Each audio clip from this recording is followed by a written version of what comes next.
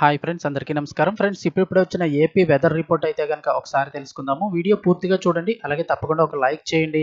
మరిన్ని అప్డేట్స్ తెలుసుకోవడం కోసం ఛానల్ వెంటనే సబ్స్క్రైబ్ చేసుకోండి. లేట్ చేయకుండా వివరాల్లోకి వెళ్ళిపోదాము. ఆంధ్రప్రదేశ్ రాష్ట్రాన్ని అల్పపీడనాలు ముంచేస్తున్నాయి. ఒకదాని తర్వాత మరొకటిగా బంగాళాఖాతంలో అల్పపీడనాలు ఏర్పడుతూ అవి వాయుగుండాలుగా మారుతూ అటు ప్రభుత్వానికి ఇటు ప్రజలకు కూడా కంటి మీద కునుకు లేకుండా చేస్తున్నాయి. బుడమేరు పొంగి సగం విజయవాడ నగరం మునిగిపోయి ఇప్పుడిప్పుడే తేరుకుంటున్న తరుణంలో బంగాళాఖాతంలో మరో తీవ్ర తుఫాను ఏర్పడే అవకాశం ఉందని వాతావరణ కేంద్రం అయితే వెల్లడించింది. సోమవారం ఉదయం ఏర్పడిన అల్పపీడనం అదే రోజు సాయంత్రానికి బలపడి మంగళవారం ఉదయానికే వాయుగుండంగా మారింది. అంటే ఈ రోజు ఉదయానికే వాయుగుండంగా మారిపోయింది.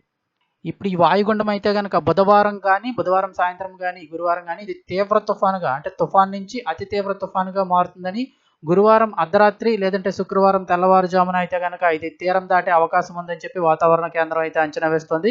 ఈ తీరం ఎక్కడ దాటుతుంది ఏంటనేది కూడా ఒకసారి తెలుసుకుందాము. ఒకవేళ ఇది కనుక తీవ్ర తుఫానుగా మారితే దానికి దానా తుఫాన్ అని పేరు పెట్టడానికి అధికారులు సిద్ధం చేశారు.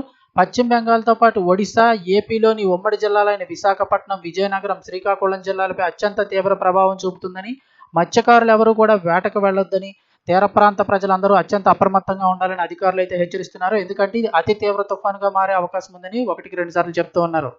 లోతట్టు ప్రాంతాల ప్రజలు అప్రమత్తంగా ఉండాలని, అవసరమైతే వారిని సురక్షిత ప్రాంతాలకు తరలించేందుకు ప్రభుత్వం ఎన్డీఆర్ఎఫ్, ఎస్డీఆర్ఎఫ్ బృందాలను సిద్ధంగా ఉంచినట్లు రాష్ట్ర విపత్తుల నిర్వహణ సంస్థ ప్రత్యేక కార్యదర్శి సిసోడియా తెలిపారు. తుఫాను హెచ్చరికలతో కేంద్ర కేబినెట్ కార్యదర్శి సంబంధిత శాఖలతో ఒడిశా, పశ్చిమ బెంగాల్, ఆంధ్రప్రదేశ్ రాష్ట్రాలకు చెందిన అధికారులతో వీడియో కాన్ఫరెన్స్ నిర్వహించారు.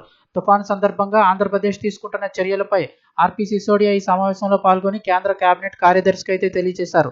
ఇక ఈ తుఫాను తీరం ఎక్కడ దాటుతుంది అంటే ప్రస్తుతం ఉన్న అది పయనిస్తున్న దిశగా వాతావరణ శాఖ అధికారుల అంచనా ప్రకారం ఒడిశాలోని పూరి, పశ్చిమ బెంగాల్ మధ్యలో సాగర్ ద్వీపం మధ్య అయితే తీరం దాటొచ్చని ప్రస్తుతం అయితే కనుక వాతావరణ కేంద్రం అధికారులు అంచనా వేస్తున్నారు.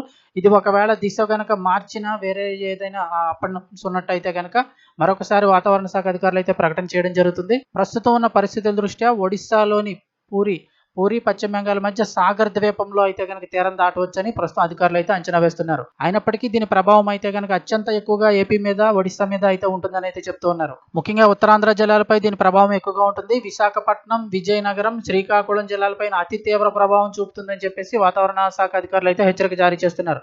సో ఇది ఫ్రెండ్స్ అప్డేట్. వీడియోస్ తప్పకుండా లైక్ చేయండి. మరిన్ని అప్డేట్స్ కోసం ఛానల్ని తప్పకుండా సబ్స్క్రైబ్ చేసుకోవడం.